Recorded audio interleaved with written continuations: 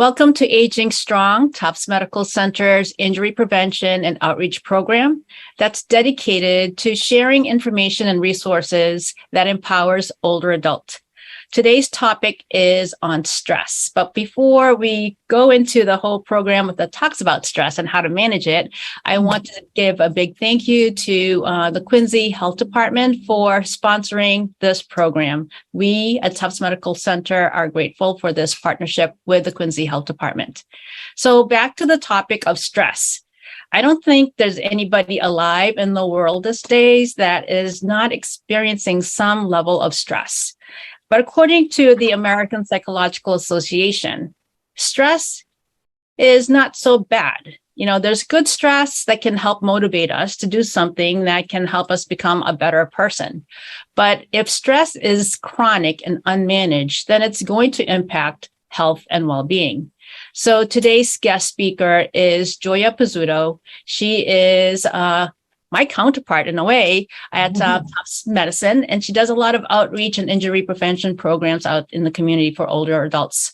She's going to talk about stress and how we can manage it during these times. So Joya, welcome. Hi, thank you so much, Debbie. As Debbie had mentioned, this topic is all about steps to de-stress. So I thought we would talk a little bit about what exactly stress is before we go into what types of tips are available to help you manage stress. So when you sense danger, whether it's real or imagined, the body's defenses kick into high gear in a rapid automatic process, releasing a mix of hormones. And this process is known to us as the fight or flight. This is an ancient instinct we all have to either run from perceived danger or stay in battle. Its intention is for short-term protection, and this mechanism, fight or flight, causes some physical responses in our body. So these responses, such as your heart rate, your breathing rate, and your blood pressure, go up. Your muscles tense, your digestion slows, and you sweat more. Occasional stress is a normal coping mechanism, and it can sharpen your senses. So some stress we actually need, and it's actually good for us so that it helps us increase our focus and helps us to get things done and so on and so forth.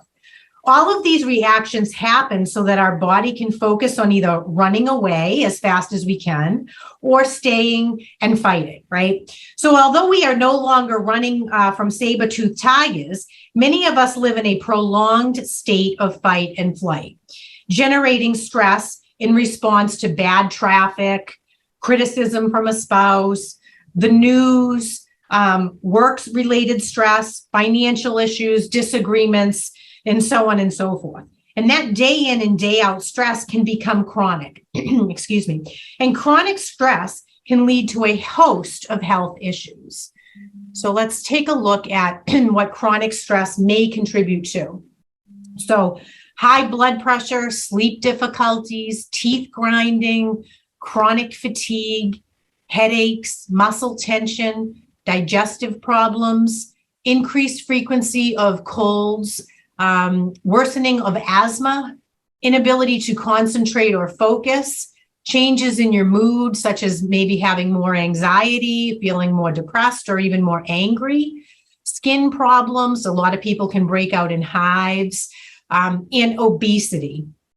So everyone experiences stress. Nobody makes it through this world without experiencing stress. The way you respond to stress, however, makes a big difference to your overall well-being. And that's what we're going to touch on a little bit today. So before I really get into some of the tips, I just wanted to mention a couple of things. This particular program that I run is typically an hour and 15 minutes long, and we've condensed it to about 30 minutes. So I've pulled out 5 of my most favorite go-to self-management to manage stress. And those are the ones we're going to go over. But I also wanted to make this like a disclaimer page so that you understand that stress management takes time, it takes energy, it takes patience, and it takes practice. There is no one simple way to manage stress, the solutions vary as widely as there are differences in people and situations. So much of what you hear today, you probably already know. The key, however, in stress management is taking some of these tips that we talk about, creating new healthy habits, and incorporating those healthy habits into everyday life. So let me repeat that. Incorporating those healthy habits into everyday life. So it's not something like one and done. You do a 5-minute meditation today, and then you're stress managed, you're stress free. It just doesn't work that way, unfortunately. So stress management is as important as managing any other chronic health condition that you have. So the first tip I give is to start a stress journal. Now, this type of a stress journal is different from journaling. I think journaling is a great way to alleviate stress. It's just a great way to soothe.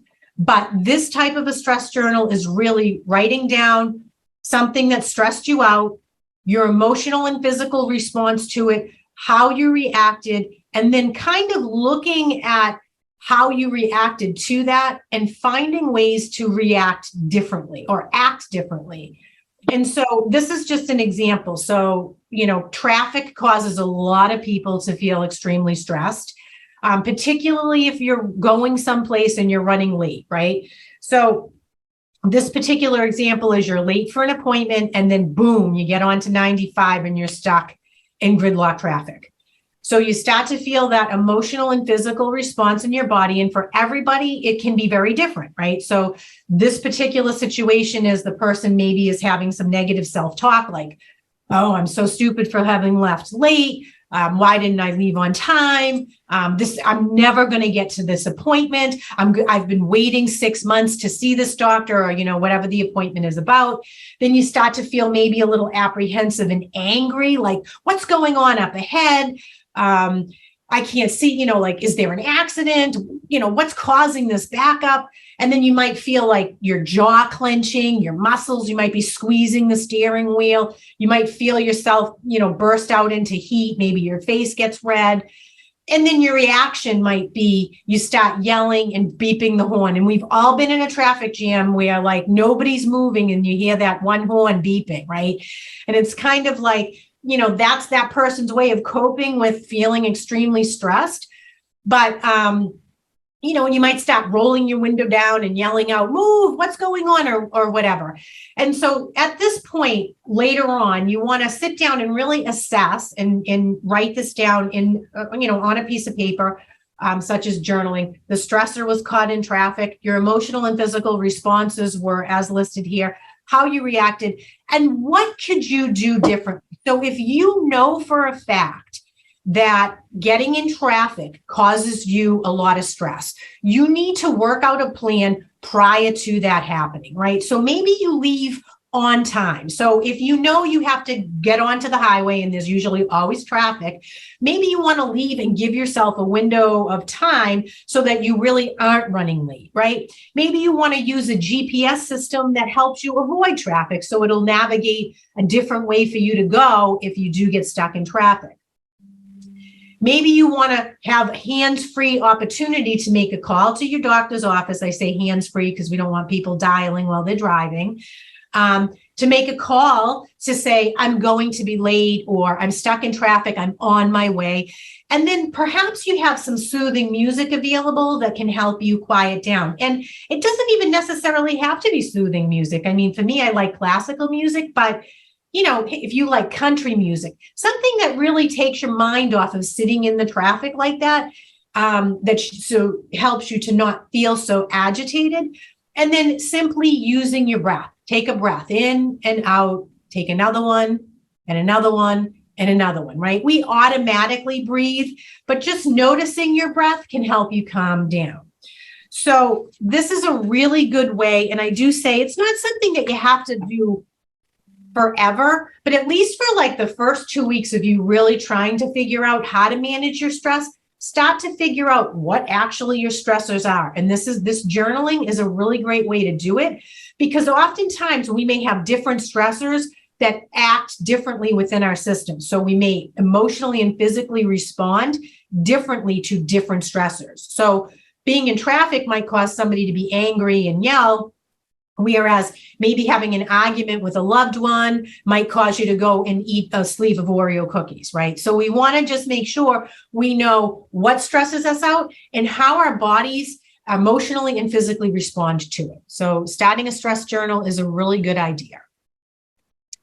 Okay, number 2 is remember your ABCs. So being aware, breathing, and feeling centered. And so the A is for aware, becoming aware of how your body actually feels when you're stressed out. We have become so numb and tuned out to how our bodies feel, like we're just under so much stress a lot of the time that we don't realize that that tension headache or that muscle pain in my neck is actually being caused by stress.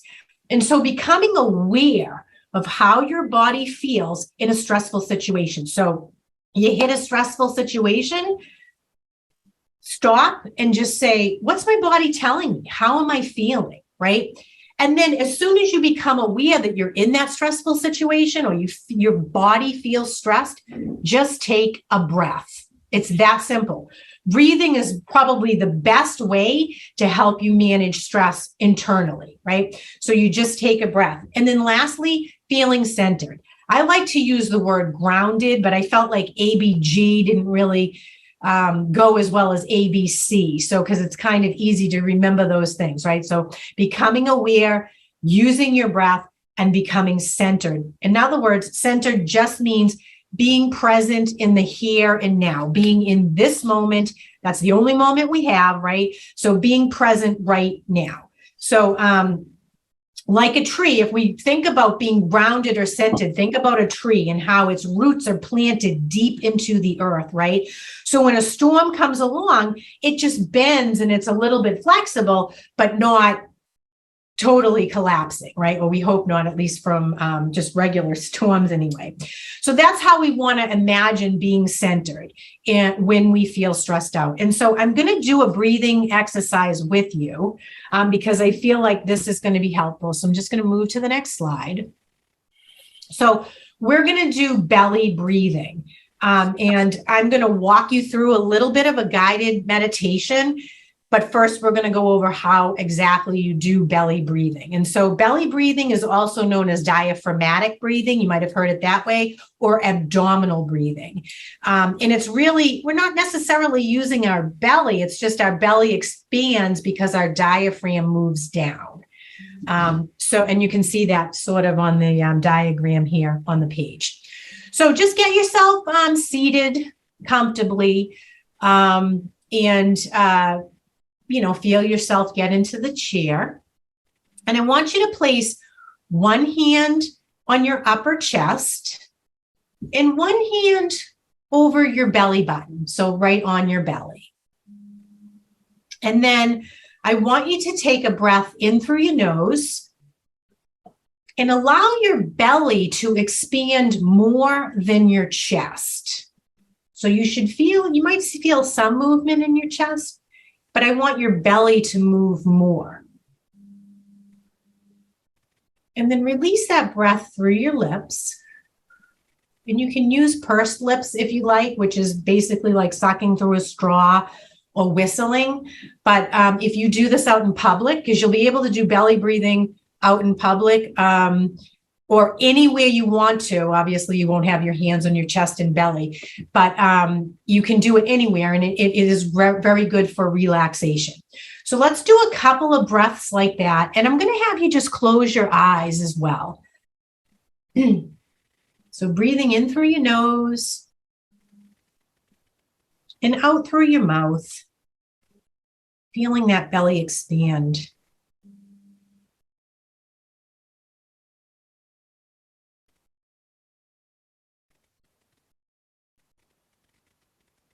Notice the breath coming in.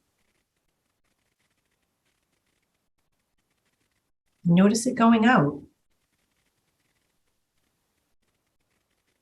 Allow your breathing to be at your own easy, natural pace. And simply notice and observe how it comes and goes.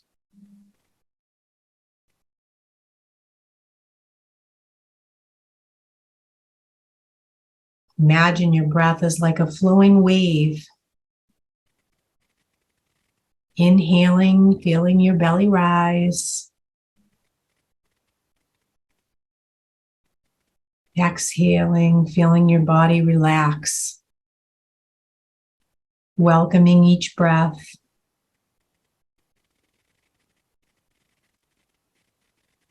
Know that your rhythmic breath is like two parts of a never-ending circle. One part coming in, the other part going out. Gently,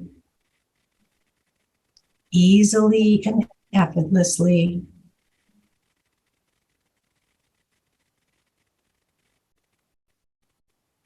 Now start to become aware of any sensations you may feel in your body.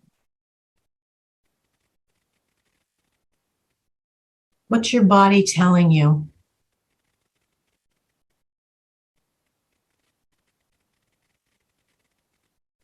Scan over it and listen. Listen to your body. Perhaps you feel some tightness or tension. Breathe lovingly and without judgment into those spaces, allowing your breath to loosen and relax your muscles and release any feelings that are unwanted.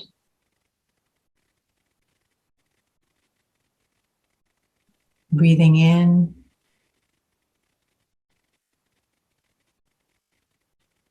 and breathing out. Your breath is like a flowing wave. Inhaling, you feel your belly rise. Exhaling, feel your body relax.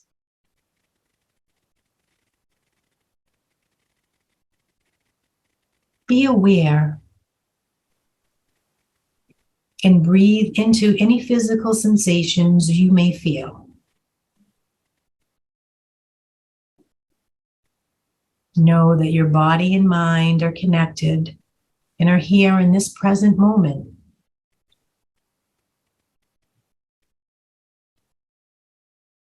You feel relaxed, allowing the tension to just melt away.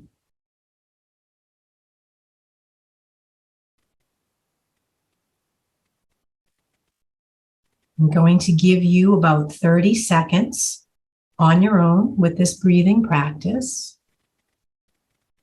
keeping your breathing at your own easy, natural pace, and I'll let you know when the time is up.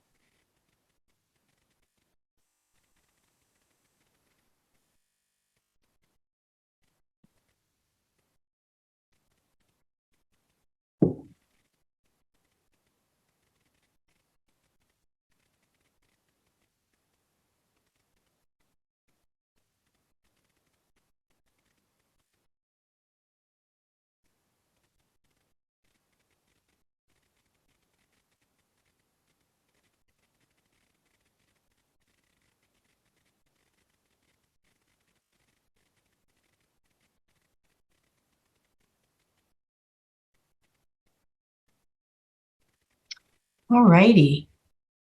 When you're ready, you can open your eyes, wiggle around a little bit to come back into the present moment. And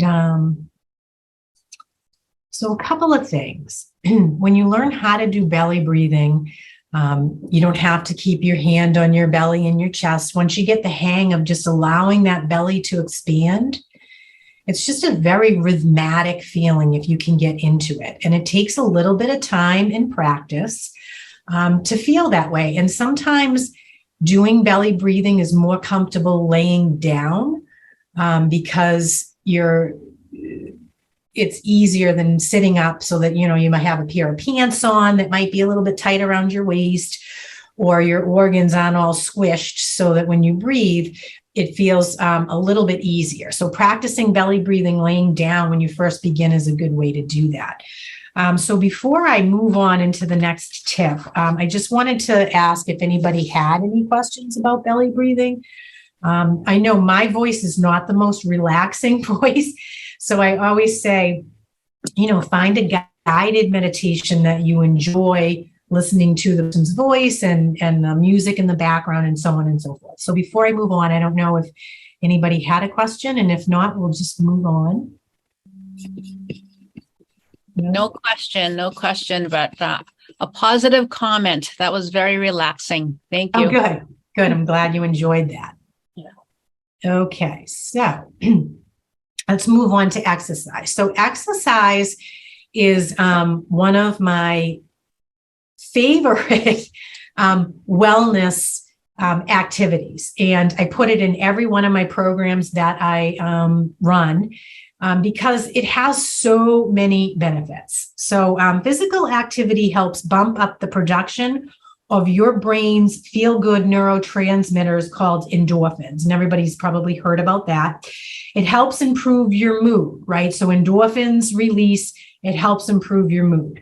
But exercise can also help reduce negative effects of stress, helps you sleep better, can boost your energy, can strengthen your muscles and bones, can strengthen your immune system, which can decrease your risk of illness and infection, may help lower blood pressure, improves blood circulation, helps maintain a healthy weight, and can improve your self-image. So there are so many wonderful aspects of exercise. So everybody should be out there getting some form of physical activity. But a successful program begins with some very easy steps. One, you want to make sure you talk to your doctor about a program that's right for you. So whatever that may look like, each one of us is, has different needs to be concerned about, but that doesn't mean that we can't be physically active. There are a whole host of different ways to get out there and get some form of physical activity. Number two, always when you start an exercise program, you want to start slowly and build up slowly. So if you, have hopes of running the marathon someday, it's not going to be tomorrow, right? So you want to build up slowly over a period of time. And then three, do what you love. So if you love to dance, check out a Zumba class or some form of an aerobic dance class, right? That works well for you. Just because your best friend enjoys doing, step aerobics doesn't mean that that's something you would enjoy doing. And so exercise is one of those things that if you don't like what you're doing, you're probably not going to do it, right? So you want to make sure you focus on something you actually enjoy doing. And virtually any form of physical activity can increase your fitness level while decreasing your stress. So I love to garden, and I mow the lawn, I do weed whacking, I plant, I mulch. That is a form of physical activity, right? It's also a form of meditation, which we're going to talk about in a couple of slides later. But it's a great way to release stress. So finding certain things that do involve physical activity that also help relieve stress. Okay, so we're going to move on. Okay, the next slide here is about savoring life's joyful moments. And so this is about staying present in the moment, starting your day in a positive way, and ending your day in a positive way. So my mom used to always say this, stop and smell the roses. That was a quote she used to always say many times to my sister and I when we were leaving the house. And it's really just means slow down and appreciate the world around you. And relax, right? So take time out of your busy schedule to enjoy and appreciate the beauty of the world, and it's all around us. No matter how stressed out we can be in a day, there's still beauty all around us, right? There's the sun, there's birds, there's a blue sky, even thunderstorms, right? I mean, there is beauty all around us, and it's important to just smell the roses every single day. So we sometimes put so much of our energy into thinking about the past or about the future that we don't realize just how quickly the present moment flies by. So the present is so transient that the words I just spoke are already in the past, right? So it's important for us to try to stay in the present moment and enjoy the things around us. One of the most effective ways I have found to help improve my mood and overall happiness, which in turn helps me manage stress better, is by focusing my attention on what is going well in my world. And so one great way to do this is to practice gratitude. So being grateful for the things we have helps us stay focused on what really matters and keeps joyful moments present in our thoughts. My suggestion to you is to start a gratitude journal and each morning write down 5 things that you feel blessed to have in your life. Now, I always say use a journal and write it down, right? Because when you write it down, there's something about writing. But if that's not for you, if you think of 5 things that you really feel blessed about, or you record them on your smartphone, whatever it is, make it a habit every day to think of 5 things you feel grateful for. And every day, those 5 things should change. So you're not repeating the same list over and over again. If you actually wrote it down or recorded it, by the end of the month, you would have a whole lot of things that you'd go back and go, wow, I'm really grateful for all this stuff. And remember, gratitude isn't about the size, right? It's not, nothing is ever too small to be grateful for. So a cup of coffee, the sun, a summer thunderstorm, fresh fallen snow, a yummy breakfast, the quiet of the house before anybody gets up, the hustle and bustle of the house when everyone's up, right? Your family, your friends, your health, the moon, the stars. I mean, the list goes on and on of the things you can be grateful for. Then ending your day in a positive way. So before you go to bed at night, when you hop into bed, think about the one thing that occurred in that day that was the best part of that day. It's a really great way to kind of doze off to sleep so that we're not thinking about the whole laundry list of things we have to do tomorrow, right? We're just focusing on that one thing that happened in that day that was great. Could be anything. And you might find as you scan through the day that it was a couple of things, like having coffee with a coworker, or going, meeting a friend for a walk, or getting a letter in the mail, or winning $5 on a scratch ticket, or whatever, right? And you know what? If getting into bed was the best part of that day, that's okay too.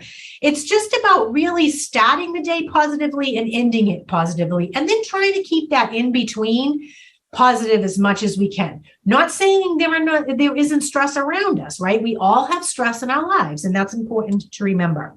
So remember, you get to choose every day what you focus your energy on.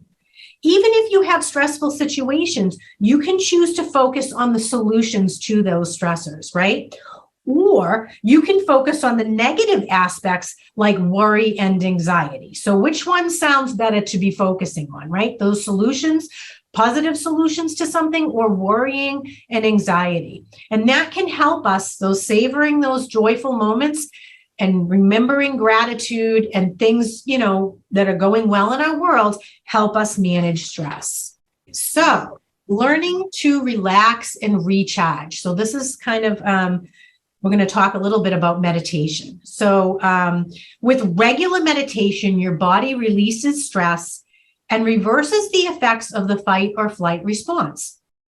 So there are many compelling studies showing the power of meditation to relieve stress and promote inner calm. So meditation is the number one go-to for stress management. But again, as with other tips that I've mentioned here today, it is not a one and done thing. It is something we have to patiently practice, and we start out slowly, right? So if you want to start meditation, I don't advise that you go and sit quietly for 30 minutes because you're going to be too wound up. It's not going to be it's not going to work out well. And then you're going to say, well, that didn't work. We start slow, 5 minutes a day, and then we build from there, right? So belly breathing, we did that with the ABCs, and you're going to carry that on into your week, right? Active meditation, I talked just a tiny bit about that, but like for me, active meditation is gardening. So it's doing things you enjoy that keep you in the here and now. Maybe it's coloring, maybe it's painting, maybe it's doing a craft. Maybe it's doing woodworking, whatever it is, it's something that keeps you in the here and now. You enjoy it while you're doing it. Next is guided imagery. That kind of says what exactly it is. So somebody guides you through a meditation. It could be a walk in the park. It could be a walk on the beach. Mindfulness meditation encourages you to focus objectively on negative thoughts as they move through your mind so you can achieve a state of calm. There's, I think, a class you can take on mindful-based meditation. Tai Chi and Qigong are moving forms of meditation that combine physical exercise with breathing and focus. And also Tai Chi and Qigong both are very good for fall prevention. So those are really good activities to do to help you prevent falling. Then we have transcendental meditation, which is a well-known technique in which you repeat a mantra to quiet your thoughts and achieve greater awareness. Walking meditation turns your focus on quietly observing the world around you. Body scanning, that's another kind of guided meditation where somebody, you scan your whole body. It's great if you do a guided one where somebody, they start at the top of your head and move all the way down to your feet. And those can last from 15 minutes all the way to an hour, depending upon what you enjoy. Even just listening to soothing sounds or music. So some people they have those little machines you can buy, or your smartphone can actually do it too. The sound of rain or a thunderstorm or the ocean, right? Or even music. So I highly encourage you to listen to music, whether it's soothing music or, a rock band. Music also releases chemicals in our brain that help us lift up. So listening to music is another really great way. Dancing around the house or whatever is another really great way to, help you reduce stress. So within just a few weeks of daily meditation, you may see a noticeable change in your mood and in your stress levels. You may start to feel more inner peace, even in the midst of a busy life. Start with 5 minutes a day and then work your way up to a comfortable amount of time. And even if you choose 5 minutes a day, you really will see benefits. Meditation is a really, really great way to relieve stress and also keep your body well.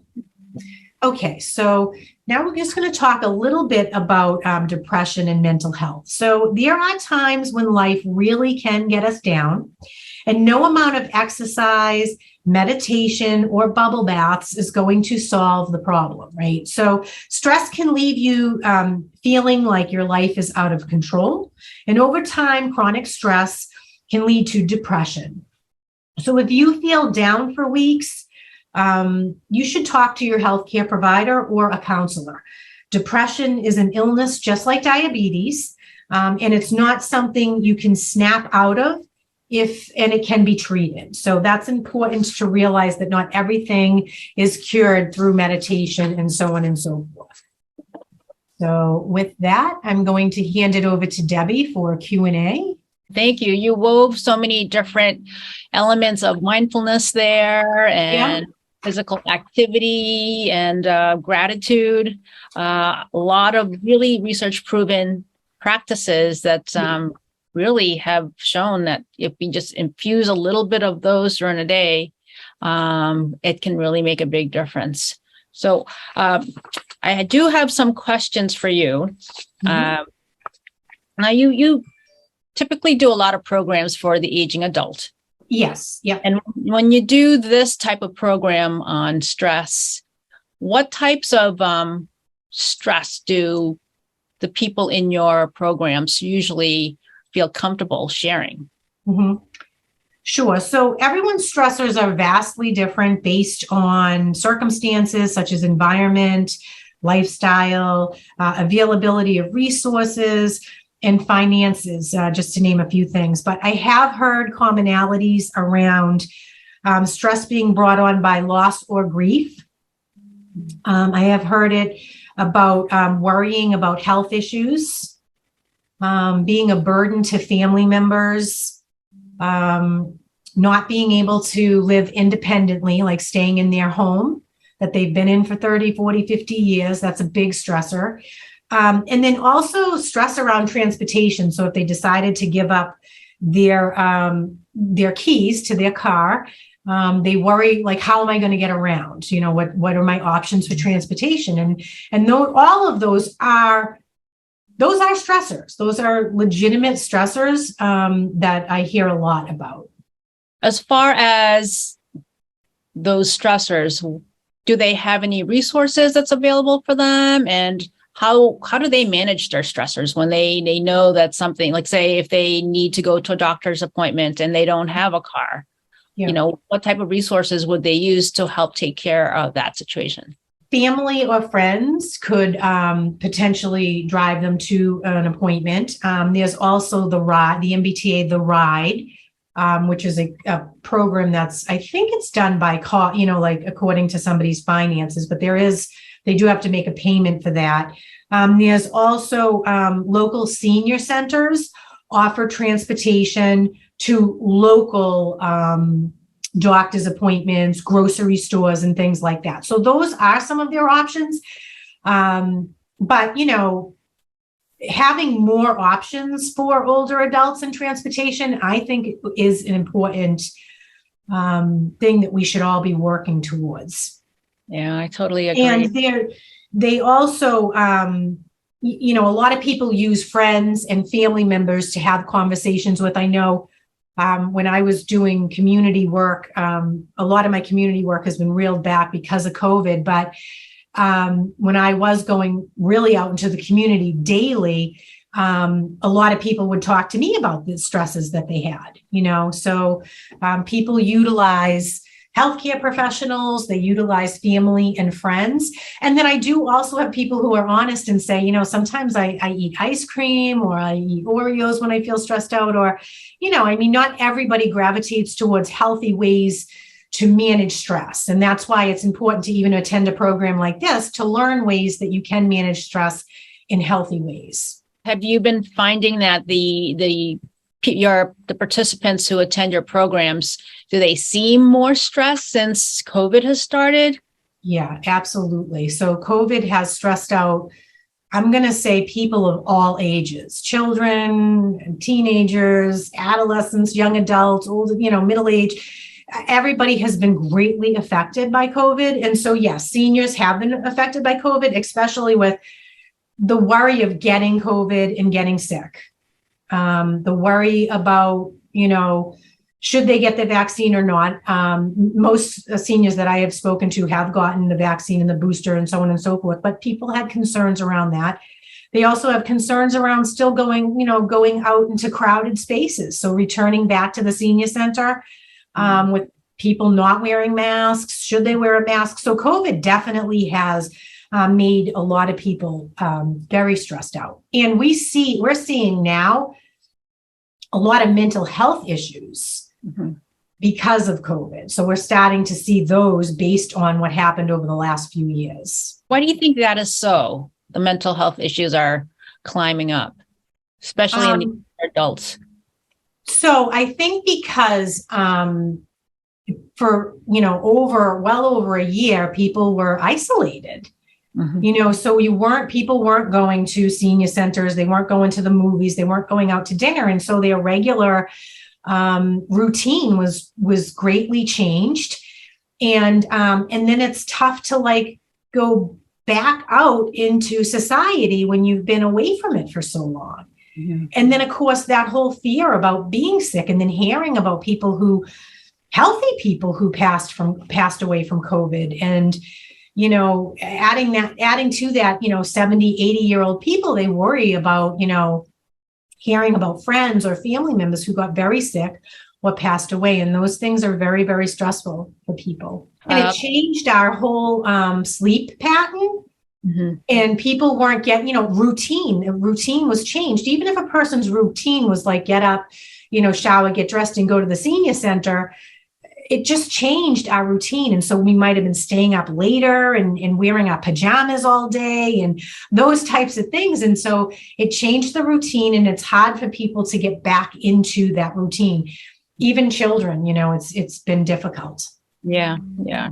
Well, I know you were on the program a few months ago and you talked about sleep and the importance of sleep. Actually, if you attend the full hour and 15-minute program, I do talk about sleep and the importance of it. But like you said, sleep it's in and of itself a whole hour and 15-minute program.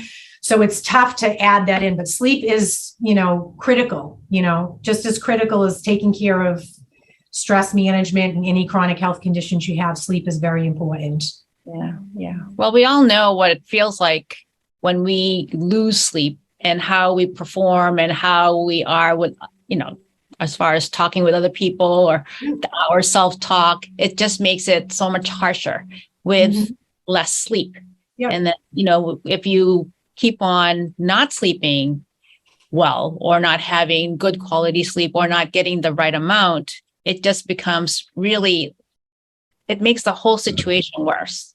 Yes. As far as, how you take care of yourself and how you take care of others around you. So, yeah, it's like a vicious circle, not enough sleep, stressed out, anxiety, worry, not enough sleep.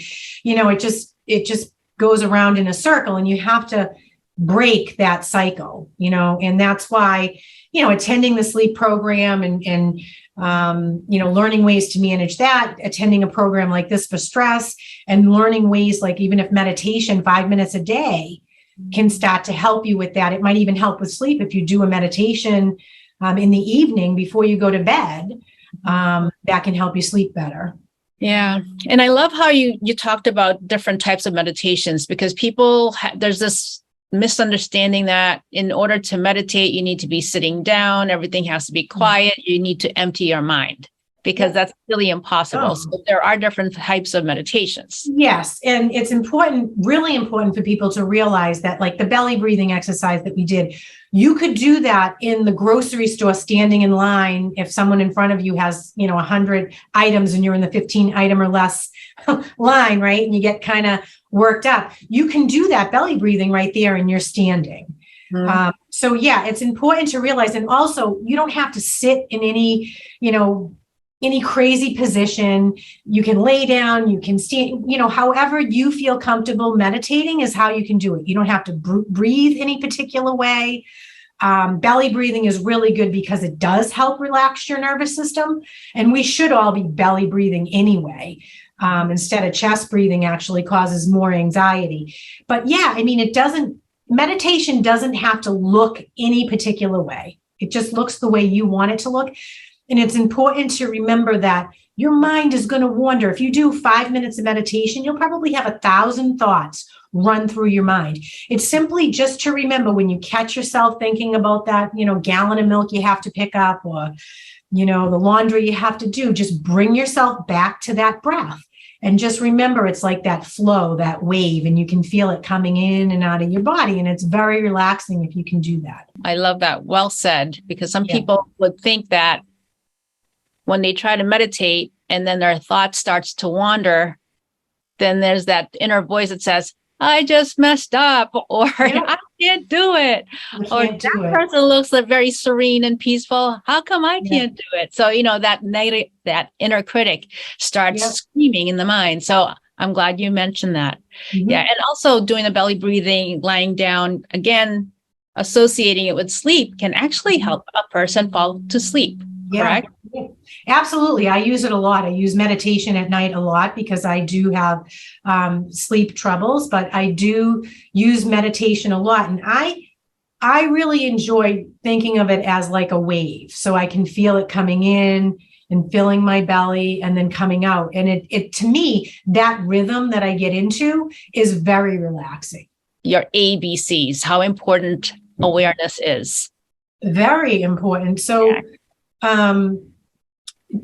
how many times throughout the day are you even aware of how your body feels? I mean, if you don't really, when you think about it, have you ever been doing something, for example, working, and then you look at the clock and you say, oh, I'm starving, and it's 2 hours past your lunchtime, right? Because you're so busy and into doing something. But your body's been telling you, I'm hungry. Maybe you start feeling a tension headache, or, maybe you feel your blood sugar drop a little bit or something like that. And it's important to be aware. And I say to people, like, sometimes if you're really not in tune with your body, to set a timer on your phone. And every time the timer goes off, just sit quietly and be aware. Like, the ABCs do not have to be done because you feel stressed. You can do the ABCs several times throughout the day to just check in with your body. What are you feeling? Is your neck tight? Are you clenching your teeth? Are you twirling your hair? I mean, sometimes people do things that, twirling hair or biting fingernails, those are nervous habits, right? Mm-hmm. And when we in tune with our body, we say, hey, wait a minute, why am I doing this? And check in with your body. Awareness is very, very important. And most people go throughout the day not being aware with how they actually are feeling until they feel really ill. And that's that gets to be too late when you have to get into bed and lay down for days, right? So become in tuned with your body. It's very important. Later on in the day, I'm going to be doing a mindfulness for healthy aging program for a group of seniors. And that's actually the whole essence behind the mindfulness program that I teach them, is to become in tuned with their body. Mm-hmm. The more they can be in tune with their body, the more they're able to then do something, whether, it's soothe themselves or energize themselves or just do something to help self-correct.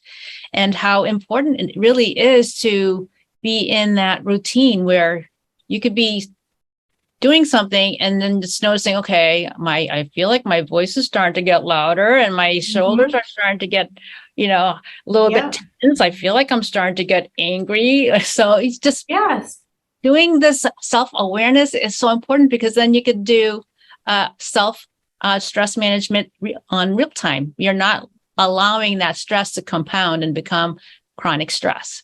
Exactly. And it's also good when you suddenly feel that, to just take a breath. I'm going to take a breath, and then take another one, and then another one, and another one. And it's like you're breathing, your body automatically breathes. Mm-hmm. So just focusing on that breath really does help connect your mind and body and help relax you physically.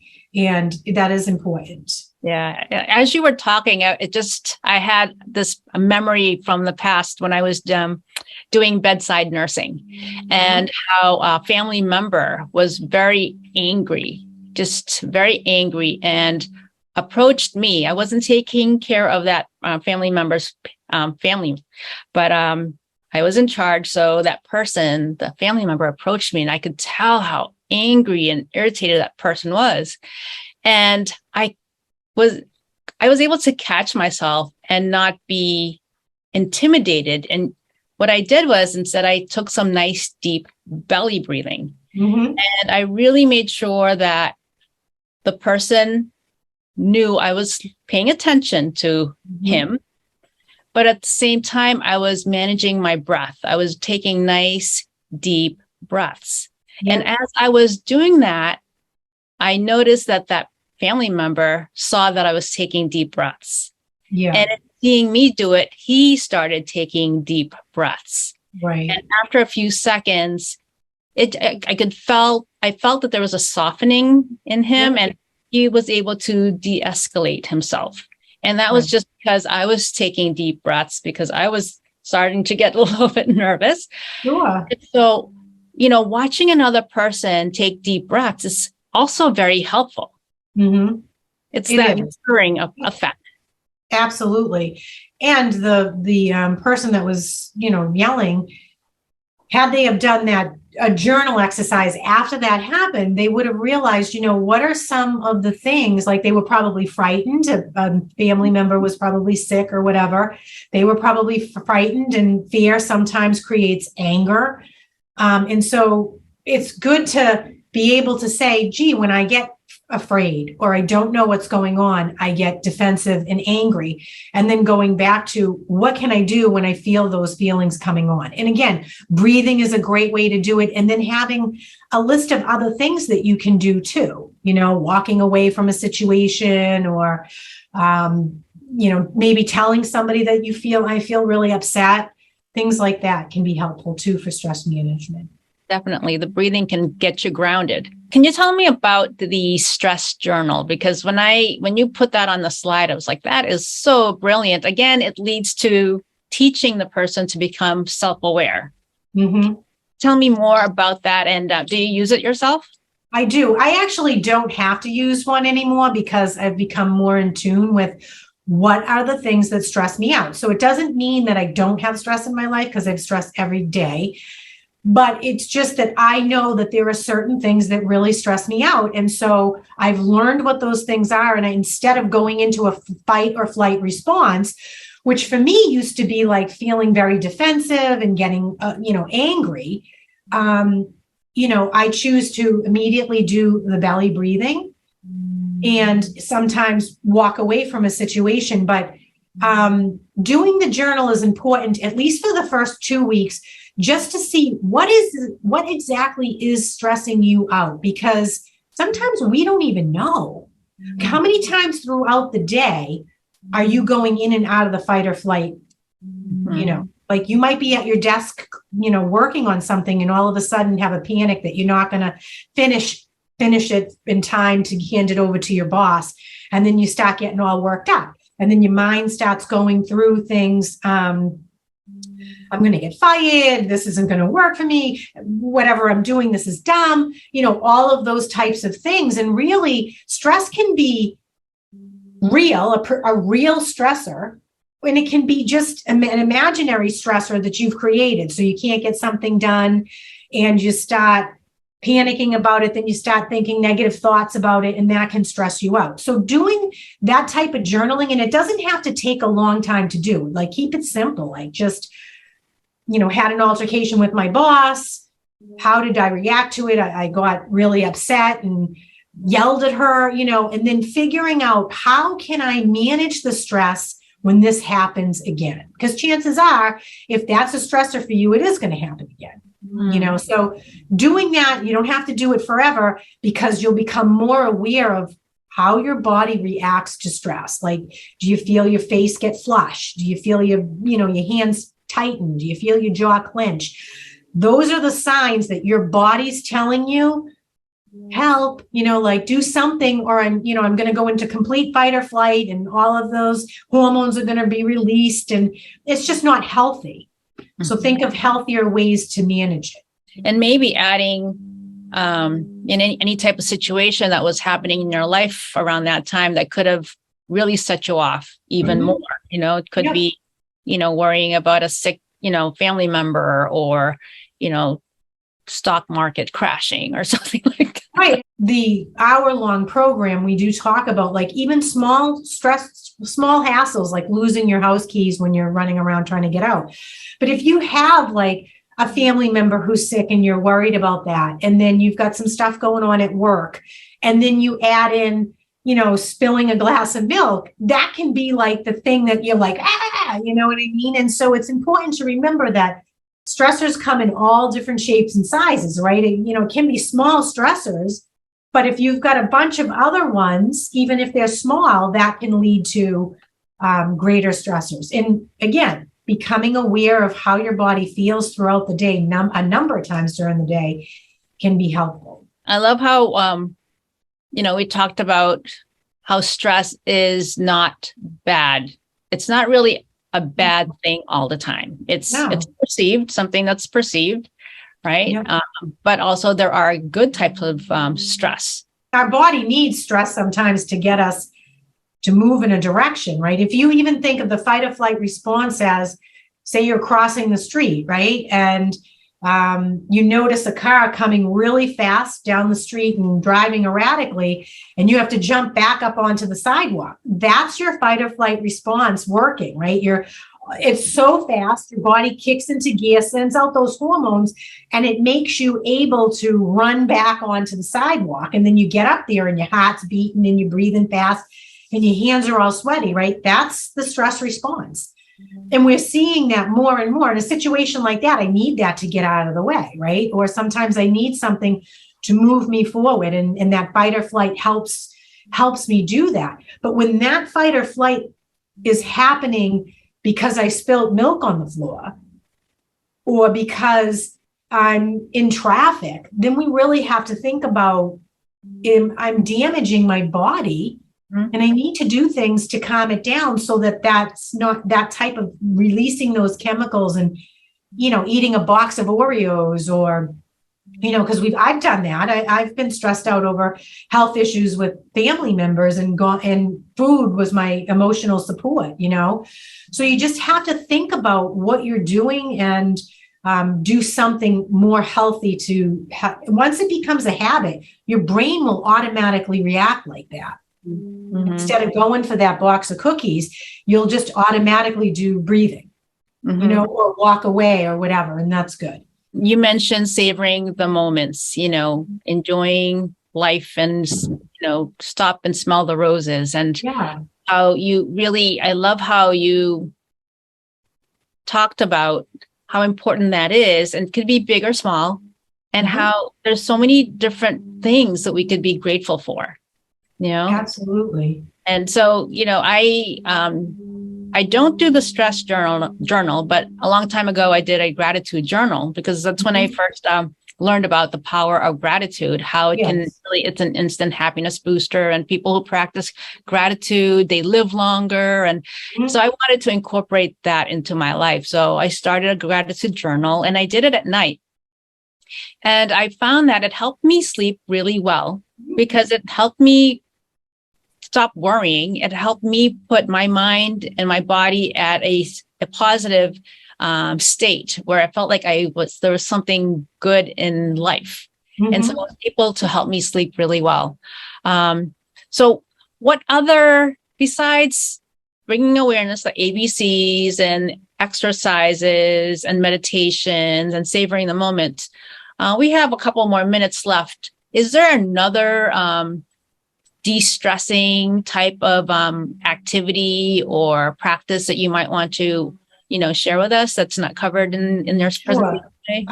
So another one would be, maintaining social contact. So getting out there and being social is really, really important because, having friends or family members is really helpful in combating life circumstances, which then can help combat stress.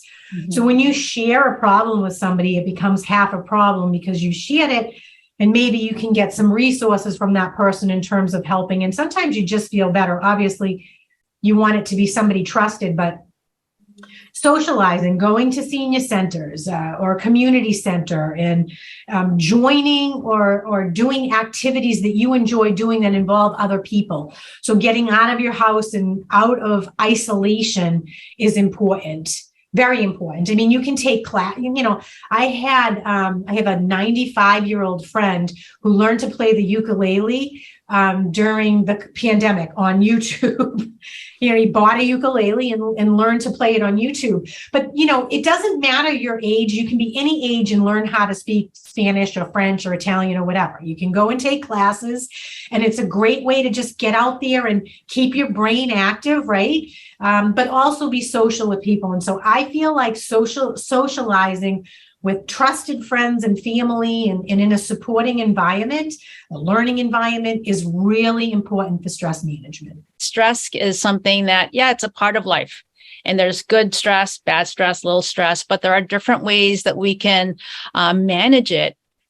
And one of the key ways is, I would say, awareness. And also you mentioned just incorporating it as part of your everyday life. You don't have to be in a stressful situation to be aware of what your body's feeling and what it's telling you. And if it's telling you, hey, I feel great, I'm joyful or whatever, that's great. And honor that, honor that feeling of happiness that you have, and honor the feeling of stress too. And just know that it's important to do things to keep yourself not away from stress, because stress exists always, right? We always have stress in our lives, but to just be able to manage it. And that's important. Yeah. To be okay with not being okay. Right. Exactly. That's a perfect way to say it. Thank you. I want to thank you, Joya, for being here. Thank you. Also, I want to thank the Quincy Health Department for the sponsorship of this program. And I want to thank everybody out there who continues to support this program and watch the program.